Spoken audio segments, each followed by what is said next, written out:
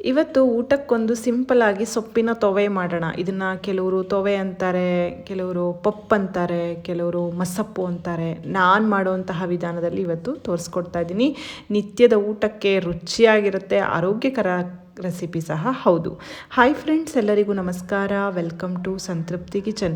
ಇದನ್ನು ಮಾಡಲಿಕ್ಕೆ ಸಣ್ಣದಾಗಿ ಹೆಚ್ಚಿರುವಂತಹ ಪಾಲಕ್ ಸೊಪ್ಪು ಮತ್ತು ಮೆಂತ್ಯ ಸೊಪ್ಪು ಮತ್ತು ಸಬ್ಬಸಿಗೆ ಸೊಪ್ಪು, ಸ್ವಲ್ಪ ಕೊತ್ತಂಬರಿ ಸೊಪ್ಪು. ಇಲ್ಲಿ ನಾನು ಪಾಲಕ್ ಸೊಪ್ಪಿನ ಪ್ರಮಾಣ ಜಾಸ್ತಿ, ಅದಕ್ಕಿಂತ ಕಡಿಮೆ ಮೆಂತೆ, ಅದಕ್ಕಿಂತ ಕಡಿಮೆ ಸಬ್ಬಸಿಗೆ ಸೊಪ್ಪು, ಸ್ವಲ್ಪ ಕೊತ್ತಂಬರಿ ಸೊಪ್ಪು.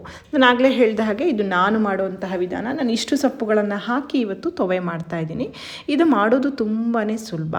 ಮೊದಲಿಗೆ 1 ಕಪ್ಪಿನಷ್ಟು ತೊಗರಿಬೇಳೆಯನ್ನು ಚೆನ್ನಾಗಿ ತೊಳೆದು ಸಾಧ್ಯ ಆದರೆ ನೆನೆಸಿಟ್ಕೊಳ್ಳಿ, ಇಲ್ಲಾಂದರೆ ಹಾಗೆ ಸಹ ಬೇಯಲಿಕ್ಕೆ ಹಾಕ್ಕೊಳ್ಬಹುದು. ಇದಕ್ಕೆ ಸ್ವಲ್ಪ ಬೇಳೆ ಜಾಸ್ತಿ ಬೇಕಾಗತ್ತೆ, ಯಾಕೆಂದರೆ ಕಾಯಿಯನ್ನು ಹಾಕೋದಿಲ್ಲ, ಬೇಳೆಯನ್ನು ಜಾಸ್ತಿ ಹಾಕಿದಷ್ಟು ರುಚಿಯಾಗಿ ಚೆನ್ನಾಗಿರುತ್ತೆ. ತೊಳೆದಿರುವಂತಹ ತೊಗರಿಬೇಳೆಗೆ 1.5 ಕಪ್ಪಿನಷ್ಟು ನೀರನ್ನು ಸೇರಿಸ್ತಾ ಇದ್ದೇನೆ. ಇದಕ್ಕೆ ಹೆಚ್ಚಿರುವಂತಹ ಸೊಪ್ಪನ್ನೆಲ್ಲ ಹಾಕ್ಕೊಳ್ಳೋದು. ನಾನು ಆಗಲೇ ಹೇಳಿದ ಹಾಗೆ ಇದು ಮಾಡೋದು ಈಸಿ. ಎಲ್ಲದನ್ನು ಕುಕ್ಕರ್ನಲ್ಲಿ ಒಮ್ಮೆಲೆ ಹಾಕಿ ಕೂಗಿಸ್ಬಿಟ್ರೆ ಆಯಿತು. ಮಸಾಲೆ ಹುರಿಯೋದು, ರುಬ್ಬೋದು ಅದೆಲ್ಲ ಯಾವುದೂ ಇಲ್ಲ. ಹೆಚ್ಚಿರುವಂತಹ 2 ಈರುಳ್ಳಿ, ಹೆಚ್ಚಿದಂತಹ 2 ಟೊಮೆಟೊ, ಖಾರಕ್ಕೆ 1 4-5 ಹಸಿಮೆಣಸಿನಕಾಯಿ, ಮತ್ತು ಬೇಯೋದಕ್ಕೆ 1 5-6 ಎಸಳು ಬೆಳ್ಳುಳ್ಳಿ ಹಾಕಿದ್ದೇನೆ. 1 ನೆಲ್ಲಿಕಾಯಿ ಗಾತ್ರದಷ್ಟು ಹುಣಸೆ ಹಣ್ಣನ್ನು ತೊಳೆದು ಹಾಕ್ಕೊಳ್ತಾ ಇದ್ದೀನಿ.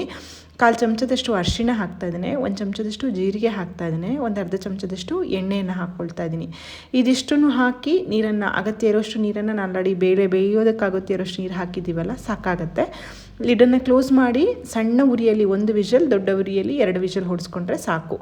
ಎಲ್ಲದು ಮೆತ್ತಗೆ ಚೆನ್ನಾಗಿ ಬೇಯಬೇಕು, ಬೇಳೆ ಎಲ್ಲ ಚೆನ್ನಾಗಿ ಬೇಯಬೇಕು. ನಂತರ ಈ ಥರ ಒಂದು ಮ್ಯಾಶರ್ ತೊಗೊಂಡು ಚೆನ್ನಾಗಿ ಮ್ಯಾಶ್ ಮಾಡ್ಕೊಳ್ಳಿ.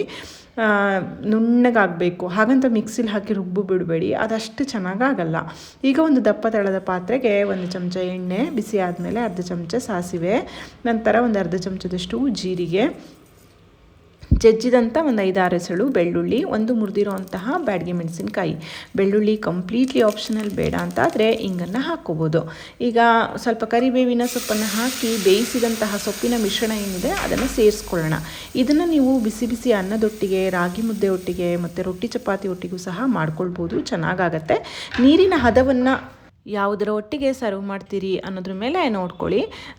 ಅನ್ನದೊಟ್ಟಿಗೆ, ಮುದ್ದೆ ಒಟ್ಟಿಗೆ ಸ್ವಲ್ಪ ತೆಳು ಮಾಡ್ಕೊಳ್ಳಿ, ಚಪಾತಿ ರೊಟ್ಟಿಗಾದರೆ ಸ್ವಲ್ಪ ಗಟ್ಟಿ ಮಾಡ್ಕೊಳ್ಬೇಕು. ರುಚಿಗೆ ತಕ್ಕಷ್ಟು ಉಪ್ಪನ್ನು ಹಾಕಿ ಚೆನ್ನಾಗಿ ಕುದಿಸ್ಕೊಳ್ಳಿ. ಕುದ್ದ ಹಾಗೆ ಇದು ಗಟ್ಟಿ ಆಗ್ತಾ ಹೋಗ್ತದೆ. ದಪ್ಪ ತಳದ ಪಾತ್ರೆ ಇಟ್ಕೊಳ್ಳಿ, ಯಾಕೆಂದರೆ ಬೇಗ ತಳ ಹಿಡಿದು ಬಿಡುತ್ತೆ. ನೋಡಿ, ನಾನು ಈ ಹದದಲ್ಲಿ ಮಾಡ್ಕೊಂಡಿದ್ದೀನಿ. ಅನ್ನಕ್ಕೂ ಚೆನ್ನಾಗಿರುತ್ತೆ, ಚಪಾತಿಗೂ ಸಹ ಚೆನ್ನಾಗಿರುತ್ತೆ. ಚೆನ್ನಾಗಿ ಕುದೀತಾ ಇದೆ, ಎಲ್ಲ ಸೊಪ್ಪಿನ ಪರಿಮಳ ಸಹ ಬರ್ತಾ ಇದೆ. ರುಚಿಯಾಗಿರುವಂತಹ ಸೊಪ್ಪಿನ ತೊವೆ ತಯಾರಾಯಿತು.